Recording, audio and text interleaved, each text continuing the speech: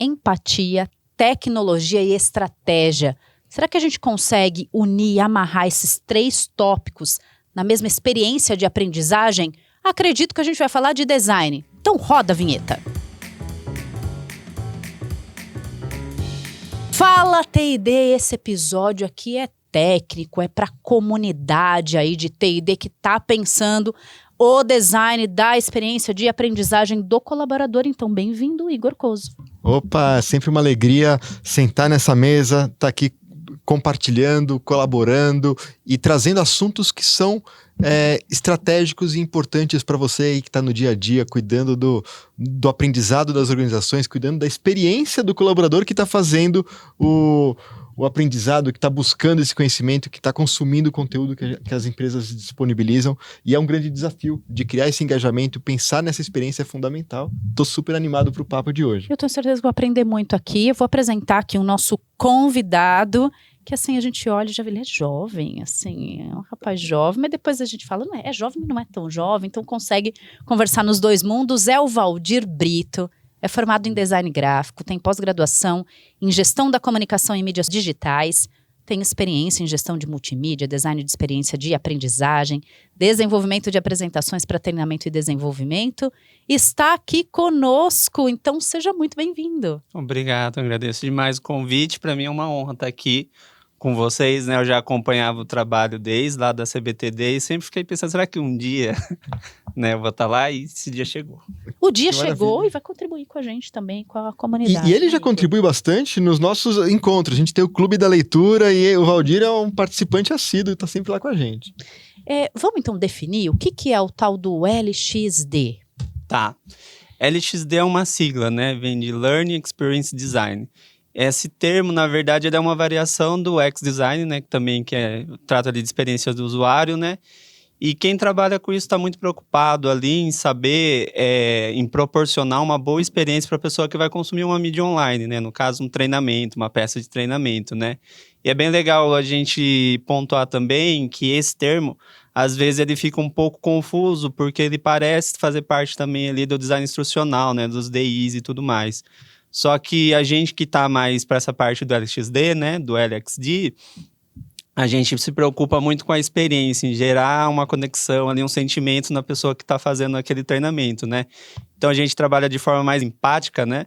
Como você colocou aí no começo do episódio já, para proporcionar para a pessoa uma boa experiência, para que ela tenha uma boa experiência de aprendizagem, né? Para que aquilo ali seja positivo para ela, que ela consiga consumir da melhor maneira possível aquele conteúdo. Valdir, como é que esse campo dentro do design interfere na experiência do cliente ou de quem vai absorver todo esse treinamento? Eu acho que a interferência ela é bem grande, porque quando a gente trata dessa parte, principalmente na parte que a gente está falando ali de e-learning, né, de plataformas, LMS, tudo, a gente sabe que tem uma dor dos nossos clientes, porque muito desses treinamentos, eles são impositórios, né? A gente tem aí um grande sonho, né, de que as pessoas elas tenham ali a vontade de consumir por vontade própria, naquelas entrem, se qualifiquem ali, sem precisar ficar um gestor, um gerente, alguém ali cobrando a pessoa de fazer isso, né?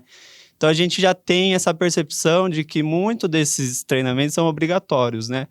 E por ser obrigatório, às vezes o engajamento é baixo, porque as pessoas vão pensar assim, eu vou fazer um treinamento ou eu vou fazer meu trabalho? Eu vou vender e elas não enxergam o treinamento como parte do trabalho, né? E daí o nosso papel nessa parte de LXD é fazer com que isso seja uma experiência agradável para a pessoa, prazerosa, né? Então a gente se preocupa ali com vários aspectos de design mesmo, de como que a pessoa consome a mídia, da trajetória dela, né, durante essa coisa que já é uma coisa que pro cooperador, né, para a pessoa que vai fazer o treinamento, às vezes não é tão legal. Então, a gente tenta fazer dessa experiência a mais positiva possível para que ele possa terminar aquilo ali e ver valor naquilo, né, ele gostar do que ele fez, da experiência que ele teve, para que isso também gere nele uma forma dele ser um replicador, né, um multiplicador disso. Então, ele vai lá, vai entrar, vai fazer um treinamento, ele vai ter uma boa experiência, ele vai ser afetado, vai causar um sentimento positivo nele e ele vai divulgar isso para que outras pessoas cresçam, né? E com isso a gente consiga alcançar aquela cultura de aprendizagem, né? Que todas as empresas almejam aí. Legal. E, Valdir, eu acho que como que você pode explicar e colocar para ficar claro para todo mundo que está acompanhando a gente, a diferença do design de aprendizagem, ou do design instrucional, para o design da experiência de aprendizagem. Quando a gente está falando da parte de design instrucional, né, a gente foca muito mais ali nas estratégias educacionais, assim, do educacional, como ADE, como 6Ds, né? Então a gente vai pensar em toda a estratégia que aborda, não que no LXD isso não aconteça, mas a gente vai pensar desde a captação do conteúdo, né, de como que a gente vai captar, como que a gente vai distribuir, como que a gente vai apresentar isso para as pessoas. E eu acho que ali a gente está falando mais do o que a gente vai fazer, o como a gente vai entregar, entra mais na parte do LXD, né? Então eu trabalho muito em conjunto com o pessoal que é DI e DE, assim, né, design instrucional, alguns chamam de design educacional, né? A gente trabalha muito junto porque eles chegam para mim, ó, o cliente tem essa demanda, a gente tem essa necessidade, estão pensando nessas peças. Então eu quero fazer um vídeo. Qual é a melhor maneira da gente fazer esse vídeo, sabe? A gente vai fazer esse vídeo com o motion, a gente vai fazer esse vídeo com uma gravação. Quando tiver a gravação lá, como que a gente vai fazer a comunicação, né? Como que a gente vai fazer os letterings, como que a gente vai fazer a hierarquia, porque a gente se preocupa mais na profundidade da estética da peça, não tanto de conteúdo da peça, né? Quem cuida mais dessa parte do conteúdo acaba sendo o DE, né? O design instrucional ali, ele acaba desenvolvendo mais a parte de conteúdo. E até isso é uma cilada, assim, quando a gente vai para essa parte de desenvolvimento e treinamento, por causa que acaba que muitas vezes a gente se apega muito ao conteúdo e esquece da experiência, né? Uhum. Então a gente fica focado em ter um bom conteúdo. Às vezes, para quem está produzindo, o conteúdo ele é meio óbvio, né? E a gente já sabe ali. Então a gente passa de um jeito que para a gente está claro, mas para a pessoa que vai consumir, às vezes não está tão claro, né? Então, às vezes, colocar mais gráfico, colocar imagem, né? Uma coisa que a gente busca trabalhar muito em LXD é economia cognitiva. Então, em vez de eu escrever um parágrafo, se eu posso transformar esse parágrafo numa imagem, eu vou preferir transformar esse parágrafo numa imagem.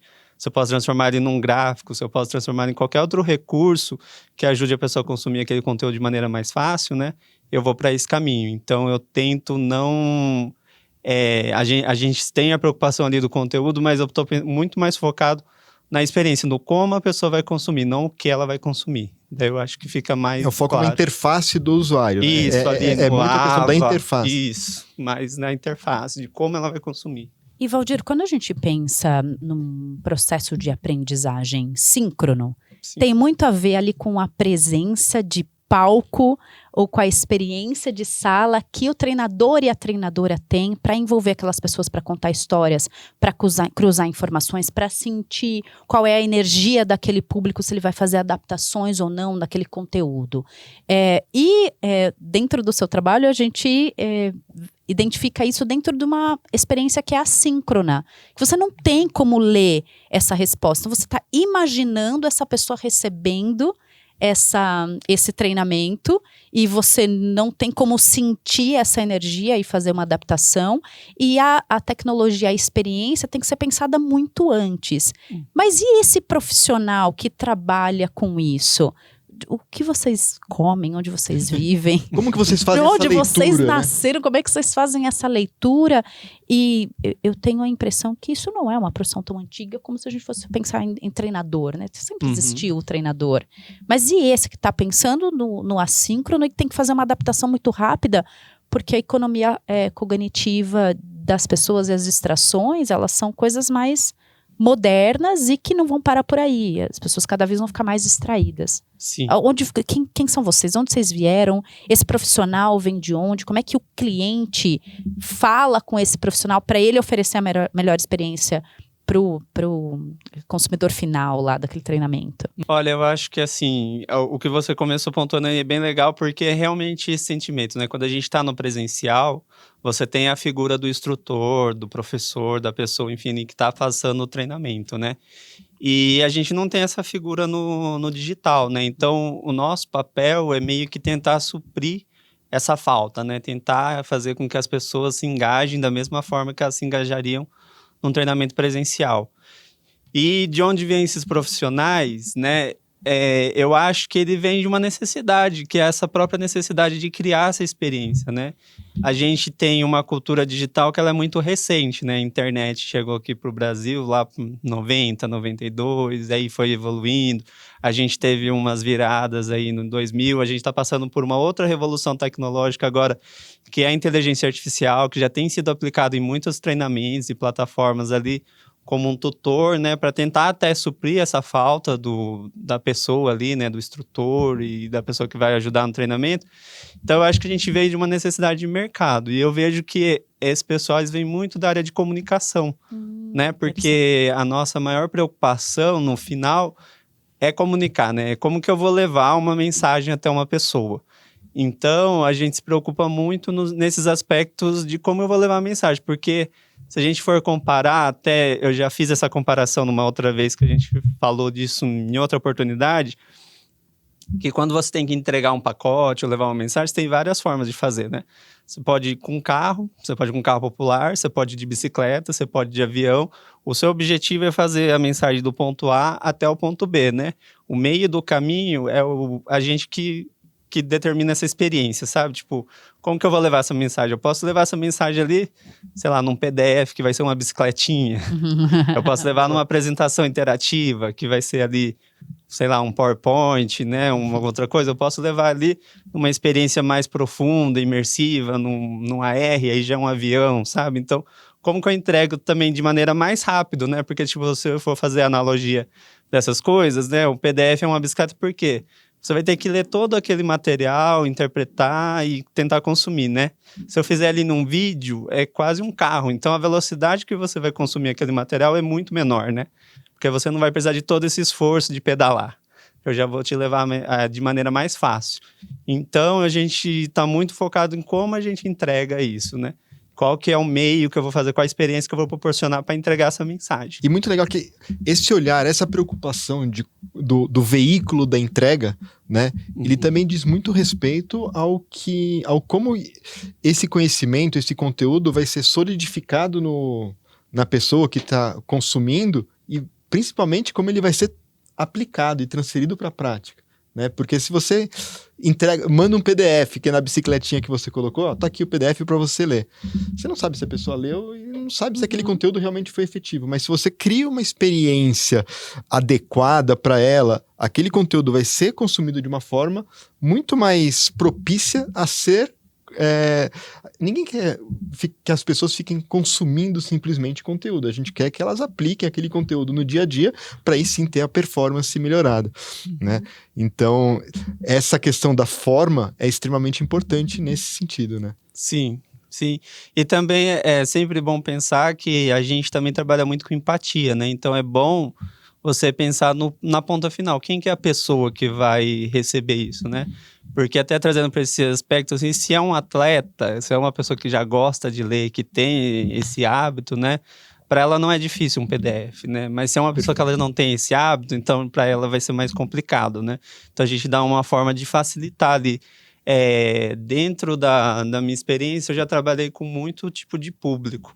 E é interessante ver isso, porque quando a gente conversa com as pessoas e o feedback delas do treinamento, do que elas receberam, como que elas receberam, se foi bom, se foi ruim ali na avaliação de impacto, que a gente às vezes consegue fazer no final, né? Tem profissional que adora assistir vídeo. Tem profissional que odeia, né? Para ele, eu quero um texto, prefiro ler, porque eu já vou ali nos pontos chaves do que eu preciso saber. Eu não quero levar 15 minutos para consumir um negócio, né? Eu quero... Porque, de fato, ele não vai ler tudo. Ele vai ler o que é interessante, o que ele vê que fez valor e agrega para ele, né? Então, ele vai chegar lá e vai ler os pontos interessantes que são para ele. E tem gente que já prefere a informação mais mastigada, né? E também tem muito de contexto, né? Se é uma informação que eu já estou habituado a consumir, que eu já sei, eu só preciso de um reforço, né? Às vezes entregar uma mídia de texto é mais válido do que eu entregar uma mídia de vídeo, porque daí eu meio que subestimo, se a pessoa é muito sênior, né? Ela fala, estão me ensinando tudo que eu já sei, daí ela desiste. Na hora que vai chegar o conteúdo que ela precisa, ela tá com a atenção longe. Na introdução, ela já desiste. E até pensando nessas diferenças de públicos e até canais de aprendizagens das pessoas que são diferentes, tem componentes essenciais que vocês precisam pensar nesse LXD? Sim. Precisam compor uma entrega? Sim, a gente sempre tem que olhar muito para questões de feedback, né? Porque eu preciso manter a pessoa ali naquela mídia o máximo de tempo possível para que ela consuma tudo que ela necessita, né? Tudo que é o objetivo também da aprendizagem ali. Então, a gente trabalha muito com questões de feedback, né? Isso daí também vem um pouco ali de neuromarketing, neurociência, né? Por causa que o feedback, ele libera pra gente, né, o hormônio do prazer, que agora eu não vou lembrar o nome. Dopamina? Dopamina, isso. Então, ele libera a dopamina. Então, a gente já sabe, através aí dos avanços da tecnologia, de redes sociais e tudo, que as mídias sociais e principalmente tudo que a gente consome na internet gera muita dopamina pra gente. E essa dopamina, ela vem atrás dos feedbacks, através dos feedbacks, né? Então, tipo, quando você tá numa rede social, você vai lá e dá um like, faz alguma coisa assim, você vai ver um coraçãozinho pulando, uma coisa piscando, né? Você vai atualizar o feed, aí você dá aquela estilingada, você vê um negócio. Então, tudo aquilo lá são feedbacks visuais que eu vou dando para a pessoa e vai gerando dopamina nela. Então, eu me preocupo muito em quando vai transpor algum curso, né, transformar ele numa mídia, de dar esses feedbacks visuais para ela. Então, colocar aquela timeline ali para ela saber quanto tempo ela já consumiu, quanto tempo ela vai consumir, né? Ao longo do vídeo colocando som, colocando pop-up, colocando qualquer coisa que dê para a pessoa sentimento de progresso, né? Porque eu acho que no final, como todo mundo já começa pensando em terminar, né? Quanto mais você dá a impressão que ela está progredindo, mais ela vai ficar satisfeita com aquele conteúdo. E essa leitura, como que você consegue... Quais as estratégias que você usa para fazer a leitura do contexto, a leitura do seu público-alvo, né, para desenhar uma experiência de aprendizagem, e também pensando em omnichannels, porque a gente, hoje na área de desenvolvimento, a gente sabe que, assim, cada pessoa tem uma forma de aprendizado, então às vezes é melhor ter a versão PDF, a versão vídeo, a versão animação do mesmo conteúdo, né? E quando escolher essa estratégia de multiplicidade de canais e quando a gente vai numa estratégia mais assertiva com base no entendimento do nosso público, como que você costuma fazer essa leitura? Quando a gente começa a pensar em comunicação, assim, até para treinamentos, a gente pensa em dividir ali pelo menos em 3 personas, né? Então eu meio que faço uma investigação com a pessoa que está requisitando o treinamento ali, de quem são as pessoas que ela vai treinar, né? Qual que é a faixa etária, qual que são os gêneros, né? Condição social, tudo isso. Para mim, tentar ter uma leitura ali, entender mais ou menos quais tipos de pessoas vão acessar essa mídia, através de tentar entender a experiência de vida delas, né? Onde elas estão localizadas, assim, na sociedade, no espaço, no local. Qual que é a experiência delas também com o digital, né? Porque já aconteceu da gente fazer coisa e daí chega lá, a pessoa fala, nossa, o pessoal aqui não consegue nem abrir e-mail. Aí, depois de estar pronto. Depois de estar pronto, né? Porque às vezes também tem essas armadilhas, né? É um desejo do gestor da área, né? Ele fala, eu quero fazer porque, sei lá, tá na moda, hype, a gente quer pôr, mas não é adequado para as pessoas com quem ele tratam ali, né? Porque as pessoas que ele trata não têm essa intimidade digital. Às vezes você precisa fazer um letramento digital primeiro para depois aplicar o treinamento EAD com eles, né? Então, tem esses percalços. Mas, assim, a gente tenta desenhar algumas personas e quando a gente desenha essas personas, normalmente, o que eu costumo fazer com experiência própria, assim, é tentar dividir esse material numa trilha que ela seja... agrade um pouco de todo mundo, porque a gente sabe que a gente não vai agradar todo mundo, né? Mas a trilha, ela, tipo, começa com um vídeo, daí ela vai para o material de leitura, daí ela tem um material interativo, né? Daí ela tem outra atividade. Então, a gente tenta criar uma trilha bem dinâmica para que a pessoa não fique só num treinamento que ela vai entrar, ela vai ver uma playlist de vídeo.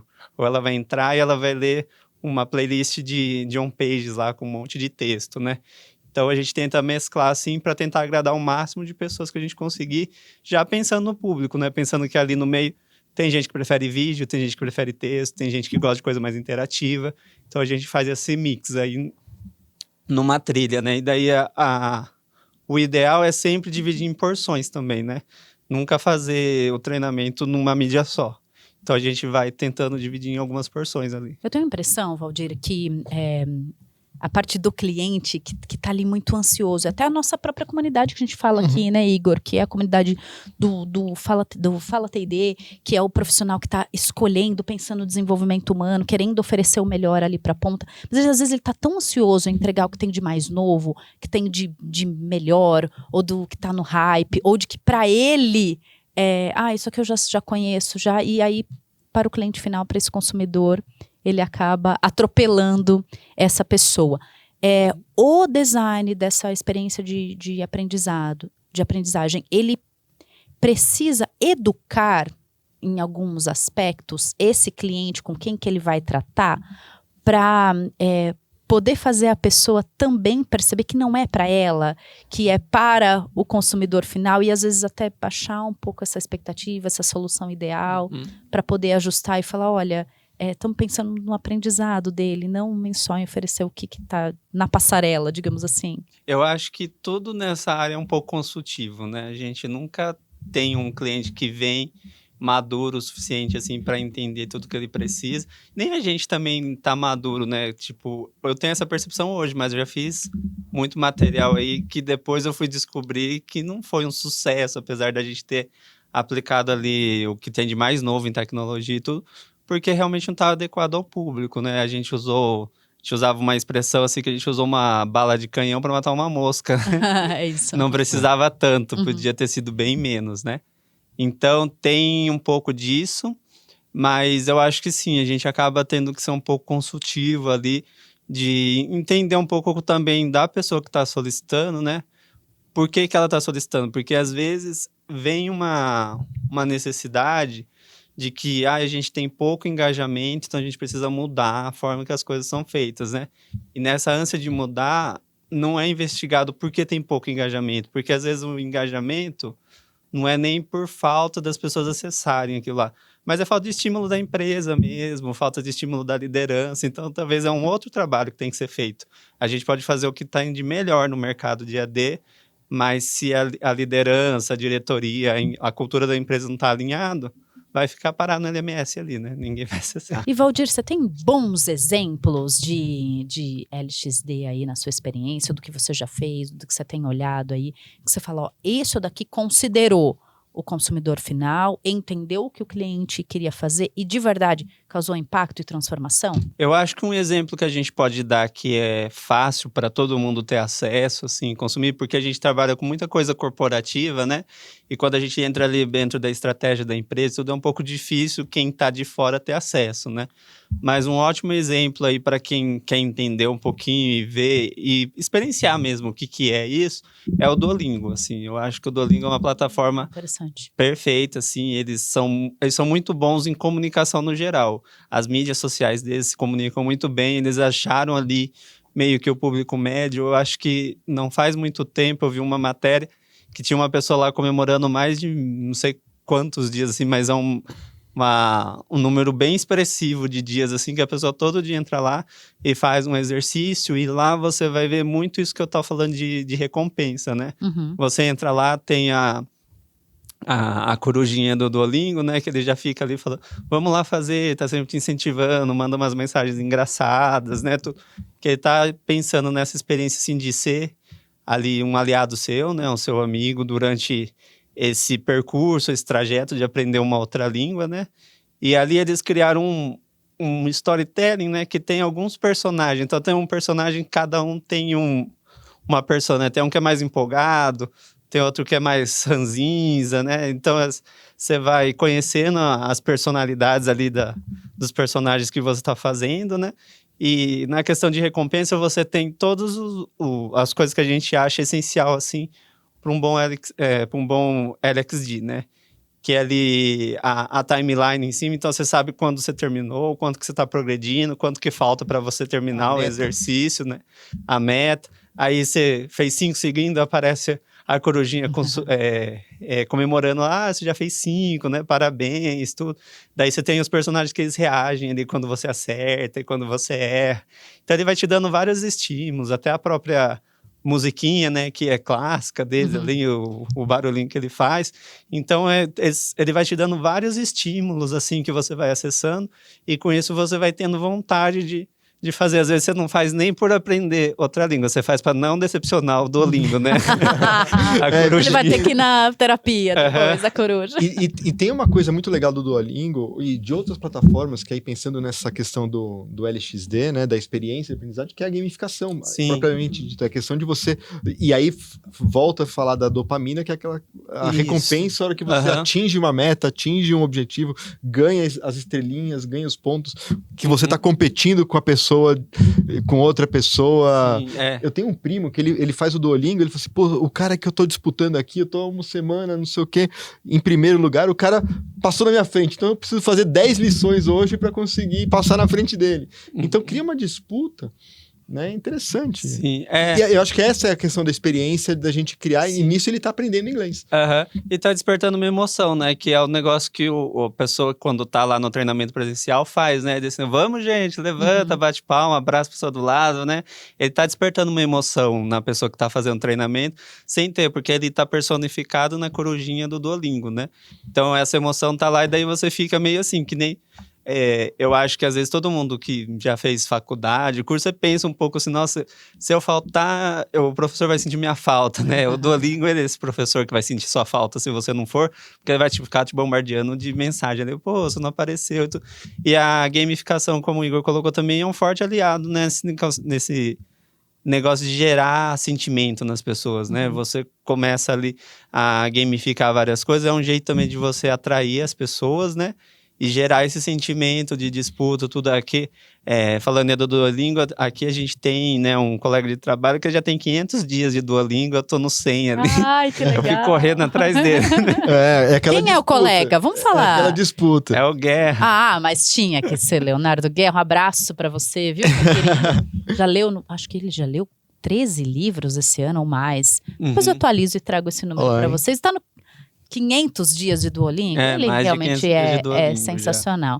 E, Valdir, você deu bom exemplo aqui, vai ficar essa mensagem de a gente não decepcione a coruja do Duolingo. Mas tem o que não fazer nesse pensar a experiência de LXD? O que eu não devo fazer? Então, eu acho que o que a gente não deve fazer é o que eu falei no começo, a gente cai numa armadilha muito grande, que aí é difícil de dosar um pouco ali entre experiência e conteúdo, né?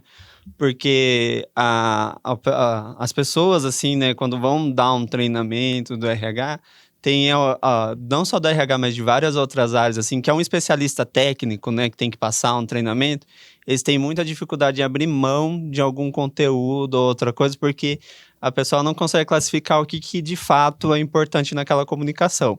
Então, às vezes você pega um PDF lá de 100 páginas e a pessoa quer que aquelas 100 páginas seja transformada em outra mídia, né? Mas, às vezes, nem tudo daquelas 100 páginas precisam estar na outra mídia, porque, às vezes, tem coisa repetitiva, tem coisa que você passa ali. Então, quando a gente foca muito no conteúdo, a gente acaba menosprezando a experiência, né? O tempo de quem vai fazer esse treinamento, a experiência de quem vai fazer esse treinamento, até um pouco do que a pessoa entende tecnicamente do treinamento ali, né? Que a gente quer jogar uma bomba de conteúdo em cima dela e ela não tem repertório, às vezes, para consumir tudo aquilo de uma vez, né? E aí o treinamento fica maçante, a pessoa não gosta, acaba desistindo, né? Porque a gente foca muito no conteúdo. E eu já vi nesse de focar muito no conteúdo, que às vezes a gente chega assim, aqui tem muito texto, a gente consegue quebrar isso em tópicos, a pessoa é redutível. Não, tem que ser do jeito que tá, porque é uma norma técnica, é assim, é assado, né? E aí acontece que o treinamento fica maçante, né? A pessoa abre lá, toda peça que ela abre é uma peça extensa, é uma peça com muito conteúdo, né? E você dá para a pessoa assim, você tem 1 hora do seu dia para fazer e ler tudo isso e entender, e daí a pessoa fala, não deu resultado, as pessoas não aplicam, né? Mas porque foi muito conteúdo em 1 hora e depois você quer que ela assimile tudo aquilo e aplique no dia a dia, né? Então, às vezes, o tempo da pessoa é limitado para consumir, o material é muito denso, né? E não foi pensado uma experiência com que ela possa consumir aquilo ali em porções menores, né? Em pílulas, em microlearning, nanolearning, alguma estratégia, talvez, dela consumir aquilo, né? Em linfo, assim, no ambiente de trabalho dela, com material de consulta, né? A pessoa pensou só em jogar toda a informação de uma vez, né? E daí isso não causa uma boa experiência para ela e acaba frustrando, né? Porque Porque daí vem aquele sentimento que muitas pessoas têm de que o EAD não funciona, tem que ser no presencial, né? Mas é porque não foi teve bem... uma tradução adequada. Isso. E como falar para esse cara, que é o guardião desse conteúdo, que ele vai precisar cortar aquele conteúdo? Faz o Duolingo pra ele. Uma coisa boa é apresentar ferramentas, né? O que a gente tem de disponível, e muito ter essa conversa consultiva e ser franco, né? Tipo, eu acho que no momento que alguém contrata um profissional para fazer uma coisa, de certa forma ela está dizendo que ela não consegue fazer aquilo. Então ela precisa de alguém, né? Então é sempre lembrar a pessoa, você me pôs aqui por uma razão, né? Você não sabe como transformar isso em outra mídia. Então, você vai ter que confiar no meu trabalho, né? No que eu estou fazendo aqui. E aí, eu acho que é uma corda, assim, também de cobrar, mas de ceder também, né? Tem coisas que a gente sabe que, assim... poderia ser melhor, mas não é ruim do jeito que a pessoa está propondo. Perfeito. E tem coisas que a gente sabe que, se for dessa maneira... Você vai jogar dinheiro no lixo, né? Eu acho que isso ninguém quer. Eu acho que é uma brincadeira muito da gangorra. Acho que lembrar da gangorra vale muito para pensar nesse design da experiência, da aprendizagem. Então, assim, tem que ter conteúdo, mas também tem que ter o design, tem que ser leve, tem que ter gamificação. Se ficar só gamificação, fica, nossa, eu tô brincando aqui, tô fazendo um joguinho de celular. Sim. Agora, se eu tiver só conteúdo, também fica pesado e eu não consigo fazer essa brincadeira. Faz sentido essa metáfora, Valdir? Sim. Estamos caminhando pro final aqui, tá Mas bom? já. Eu tinha um monte de coisa. Tem? Metaverso flopou, não flopou? Boa. Realidade virtual funciona? Já pensou em alguma experiência? Porque às vezes vem essa coisa da hype de colocar o que tá rolando 2 anos atrás, era metaverso. Se você não tivesse um treinamento no metaverso, você era... não era ninguém. Não dava. Eu acho que vem muito no sentido do que a gente tava falando, do público não tá preparado ainda, né? A gente hoje tem tecnologia para fazer e tudo. Eu, inclusive, já fiz os dois. Já fiz um treinamento de metaverso. Já fiz coisa com realidade aumentada também.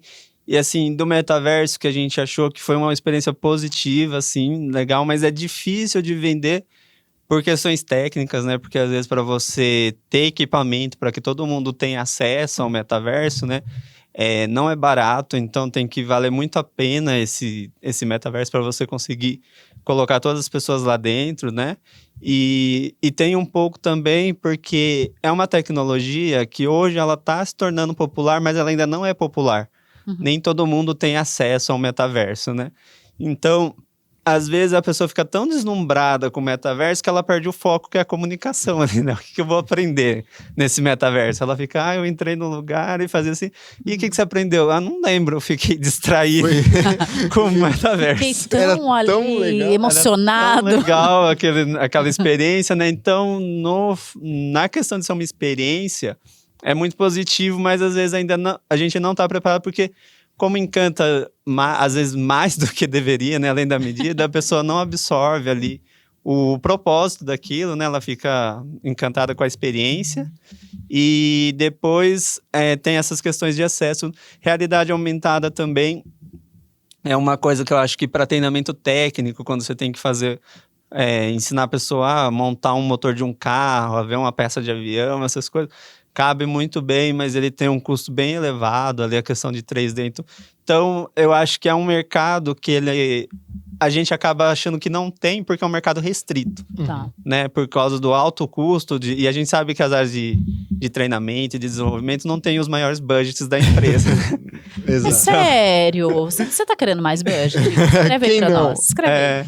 Então, quero mais budget. É difícil convencer de ter o budget, então as pessoas não têm, e daí quando tem, é uma multinacional, é um projeto específico, né? Então acaba ficando o projeto da empresa ali, né? E aí não tem recorrência, né? A gente faz e esse daí vai durar uns 5, 6 anos. Virou o case da organização. O que eles gastaram nesse projeto, eles não vão gastar de novo, assim, tão cedo, né? Que boa pergunta, você falou que você pôs 2 perguntas bem interessantes por aqui. Pode ir para o momento Me Devolve? Quer fazer? Vai lá. Tá na hora, vamos lá. Então vamos, olha só. Então, momento T&D, Me Devolve, a gente lança uma pergunta, uma expressão, e aí você responde ali de forma curta, bem cirúrgica, tá bom? Tá bom. Pode ser? Vai lá. Então, Igor. Personalização. Eu acho que personalização é a chave quando a gente está falando de LXD, né? Você tem que pensar nas pessoas que vão consumir essa comunicação, né? E aquela conversa que ele falou, vai ser uma bicicleta, o que vai agradar esse público, né? E o storytelling? Storytelling é uma coisa muito boa, assim, eu acho que dentro das estratégias que a gente tem educacional, é a melhor coisa que a gente consegue usar, porque é criatividade pura, né? Não tem altos custos você expor um storytelling, né? Porque tem várias formas. Eu já trabalhei muito, eu achei muito legal, às vezes eu recebo um material que ele é um material muito denso, técnico ali, às vezes no textual a gente não tem abertura para um storytelling, mas a gente pode trabalhar um storytelling visual, né? Então, às vezes você está fazendo ali uma coisa de liderança, alguma coisa assim, você pode trabalhar ali as imagens a sentir que, tipo, eu estou fazendo uma coisa de liderança como, participativa, então eu trabalho nas imagens, aparecer, e ainda hoje é mais fácil ainda, porque a gente tem inteligência artificial que ajuda a gente a diversificar, né? A gente faz ali as imagens, e daí através da imagem a gente conta storytelling que não tá no texto, né? Tá no visual, só no que a pessoa tá vendo. Transforma um conteúdo que é mais técnico, que é mais robusto, que é mais difícil de gerar aprendizado, e põe storytelling na ferramenta de... Isso, fica como um subtexto ali do treinamento. Perfeito. Legal. E a andragogia? Como que você enxerga a andragogia? A andragogia também eu acho que é um ponto essencial de todo profissional que trabalha não só com LXD, né, mas todo profissional que vai trabalhar nessa parte de treinamentos aí, entender que você vai precisar convencer as pessoas que elas precisam daquele treinamento, né? Ainda mais no meio corporativo, né, onde tempo é dinheiro, às vezes parece que é perca de tempo você fazer um curso, assim, né? Você fala, mas eu não preciso, eu já sei, né? Sempre tem esse sentimento. Ou quando a pessoa sente que ela precisa, ela às vezes não tem o tempo para se dedicar a isso, né? Então você precisa sempre estar convencendo ela da necessidade, né? E dando para ela ferramentas e tudo para que ela possa aprender.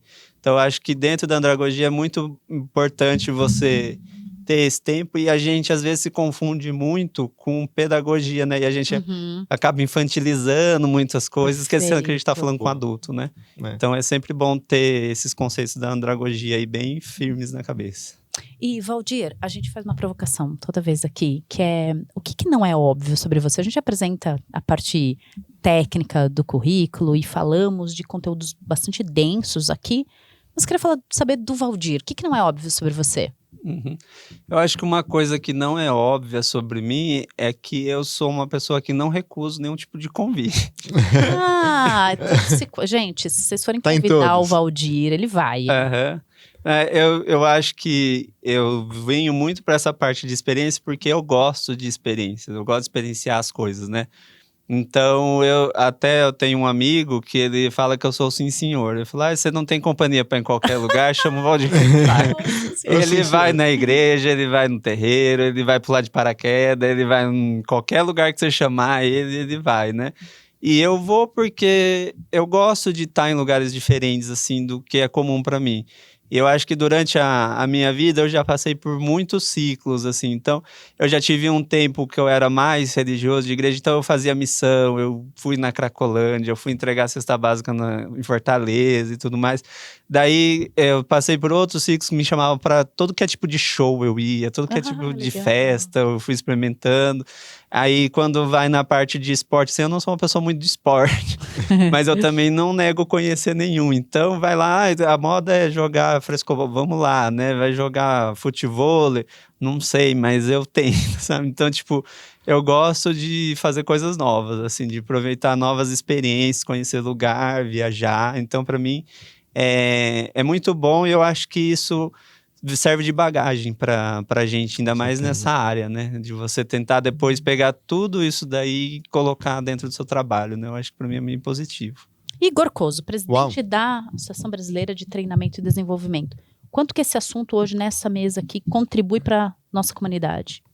Olha, eu acho que esse olhar da experiência da pessoa que vai estar, do aprendente, como meu amigo Léo Carvalho gosta de falar, né? A pessoa que está lá aprendendo, que está lá consumindo esse conteúdo, é fundamental. Não adianta a gente reunir os conteúdos dos maiores gurus, dos maiores experts e simplesmente colocar lá numa pastinha no Drive e falar assim, gente, o conteúdo está aí disponível. A gente tem que pensar nessa entrega, nessa comunicação, porque o que a gente quer é o aumento de performance. Então, isso é fundamental, esse olhar agrega muito para você que está aí no dia a dia, cuidando e fazendo o desenvolvimento acontecer nas empresas. Valdir, muito obrigada por você ter vindo. E como é que as pessoas te encontram?